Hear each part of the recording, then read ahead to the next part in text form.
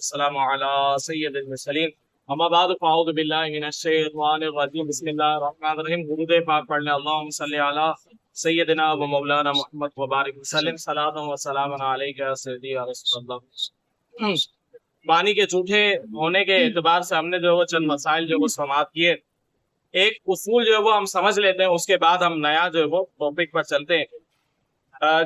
جو جھوٹا ہے، جھوٹے کا جو حکم ہے وہ سمجھ لیں کہ اس کے گوشت کے اعتبار سے، یعنی وہ جانور کے جن کا گوشت کھانا جو ہے وہ حرام ہے، ان کا جو لعاب ہوگا اور پسینہ ہوگا وہ ناپاک ہوگا۔ اب جیسے شیر ہو گیا، چیتا ہو گیا اور کتا ہو گیا، اب ان کا جو گوشت ہے یہ حرام جانور ہے، تو حرام جانور کا جو پسینہ ہوگا اور تھوک ہوگا یہ بھی کیا ہوگا؟ نجس ہوگا۔ اور وہ جانور کے جو حلال ہے ان کا لعاب اور ان کا پسینہ بھی پاک ہوگا۔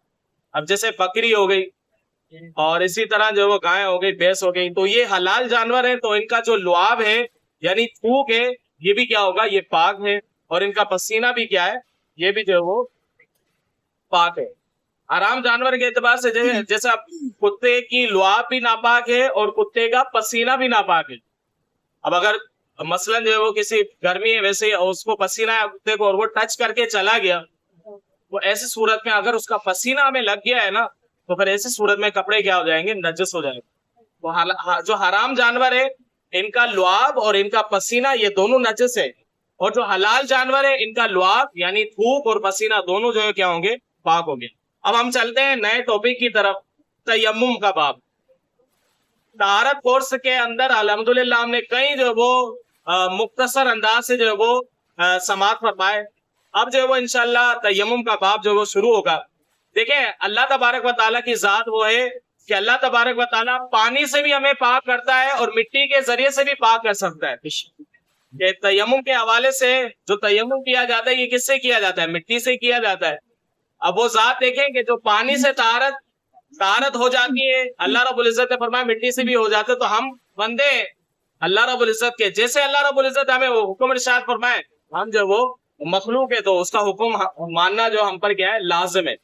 اب سب سے پہلے ہم یہ سماعت کرتے ہیں کہ تیمم کی اجازت کیسے ہے؟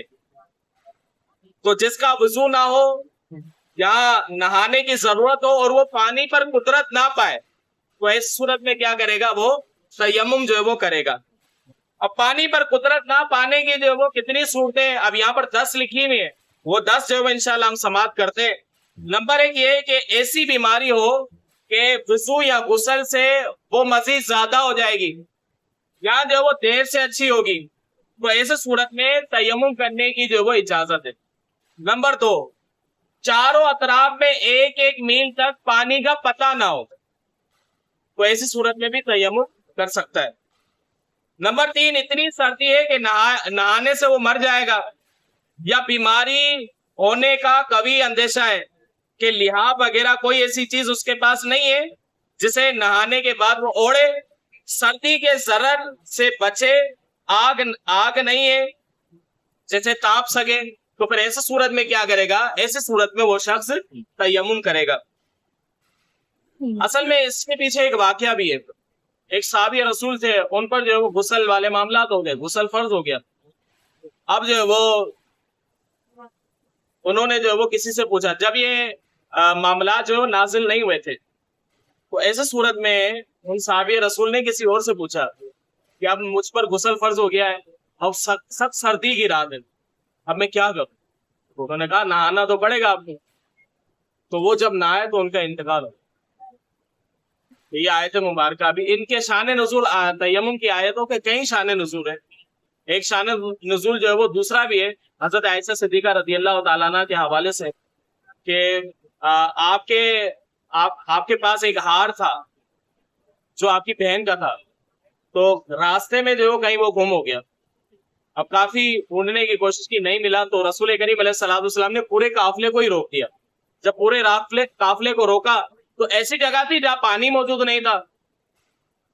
اب جو نماز کا وقت آ گیا، اب کیا کیا جائے؟ اب صحابہ کرام علیہ رضوان رسول کریم علیہ الصلوۃ والسلام کی بارگاہ میں حاضر ہوئے، اب کیا کیا جائے؟ تو اس پر جو وہ یہ آیت مبارکہ نازل ہو گئی تیمم والی، کہ تیمم کر کے آپ لوگ جو نماز پڑھ سکتے ہیں، جب چاروں اطراف میں جو ہے وہ پانی موجود نہ ہو، 1 میل کا ہے، 1 میل کے فاصلہ ہے وہ طویل ہے، 1 میل کے اندر اندر جو ہے وہ پانی اگر نہیں ہے تو پھر ایسی صورت میں کیا کیا جائے گا؟ تیمم کیا جائے گا۔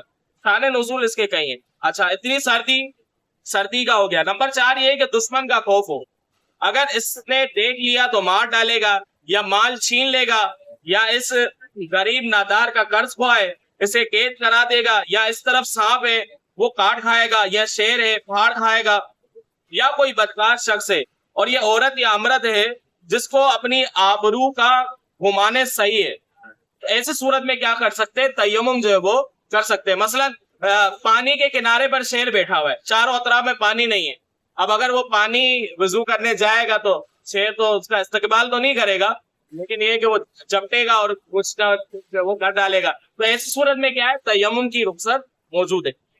اچھا، نمبر 5 یہ کہ جنگل میں ڈول اور رسی نہیں ہے، کنواں تو موجود ہے، کنویں کے اندر پانی بھی ہے لیکن ڈول رسی نہیں ہے، تو ایسی صورت میں کیا کرے گا؟ کوئی ایسی چیز بھی نہیں ہے تو پھر ایسی صورت میں وہ تیمم کرے گا۔